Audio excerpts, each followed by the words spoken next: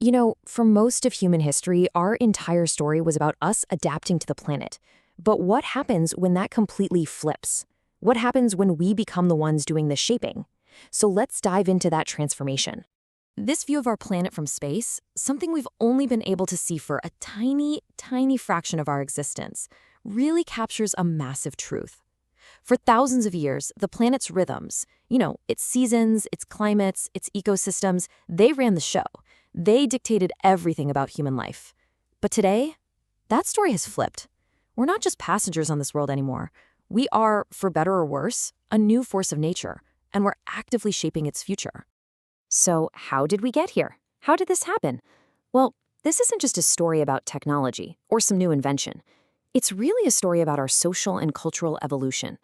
It's about how we learned, together, to transform our world on a planetary scale. Scientists actually have a name for this new age we're in, the Anthropocene.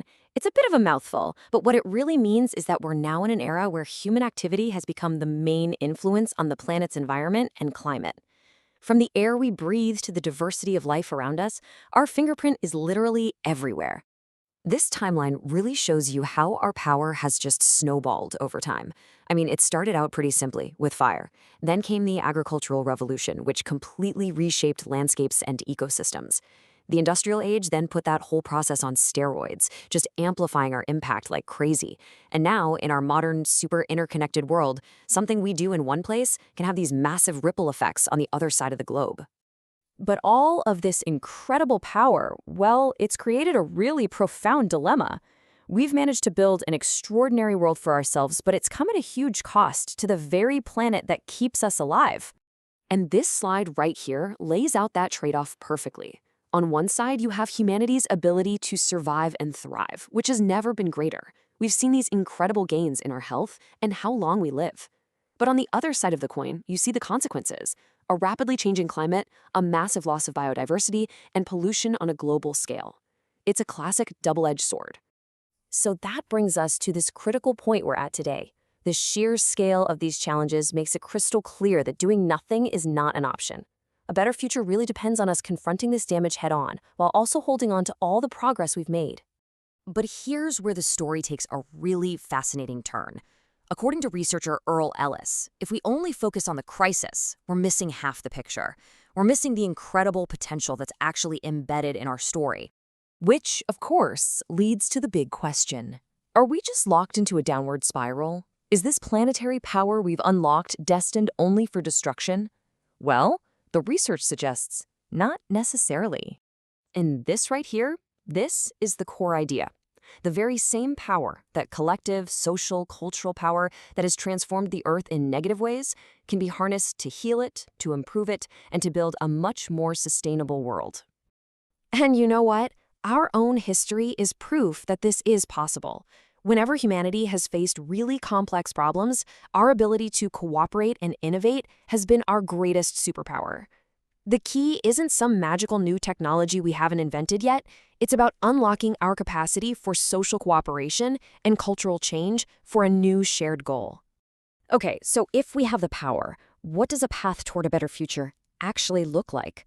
What's the game plan? What are the steps? The framework for this change is really built on 3 key pillars. First, we have to start intentionally using our social and cultural systems to drive positive change.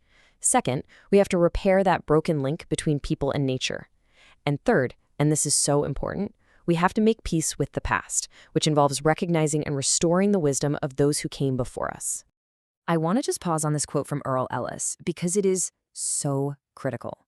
It really highlights that a sustainable future can't be built without justice.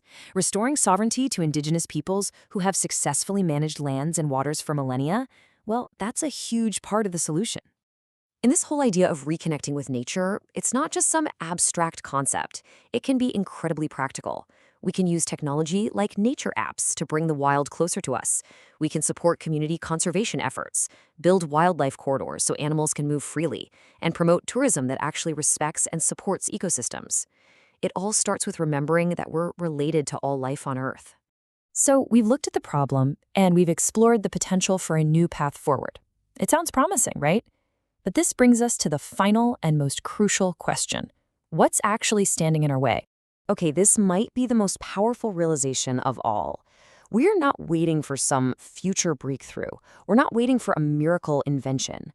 The capacity, the ability to build this better world, it already exists. I mean, really think about it. We have the tools, from renewable energy to sustainable agriculture. We have the scientific knowledge about how our planet works. And we have proven social systems that are totally capable of organizing and driving massive collective action. None of this is new. These pieces have been on the table for decades. And that brings us right to the heart of the matter. The biggest obstacle isn't a lack of ability. It's the gap between what we can do and what we choose to do. It's the chasm between being aware of the problem and finding that widespread collective will to actually solve it. And so, that leaves us with the ultimate question. We've established that we are a force of nature, with the power to shape an entire planet. The evidence shows we have everything we need to shape a better, more sustainable future for all life. The only question left is, do we have the will?